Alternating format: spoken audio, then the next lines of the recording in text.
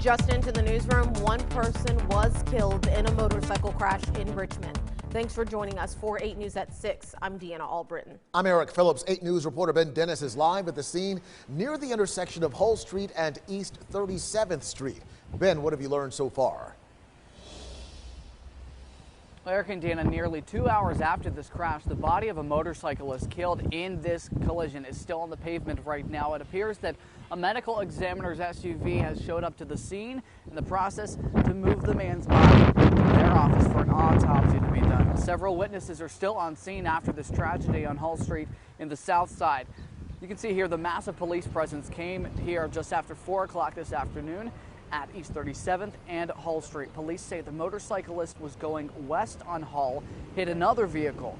The driver of that other vehicle stayed on scene and they were not injured, we're told. Now, a local business owner tells me that it was an SUV that hit the motorcyclist here on Hull, and that SUV was going east on Hull, taking a left onto 37th. Now, no one has been charged at this hour, but a crash team is still reconstructing what had unfolded this afternoon at Richmond's south side. Police tape is wrapped around the 2-block radius here. Traffic is being detoured around 36th, 37th, and 38th Street for the time being. Of course, stay with us for this developing story. In Richmond's south side, Ben Dennis, 8 News.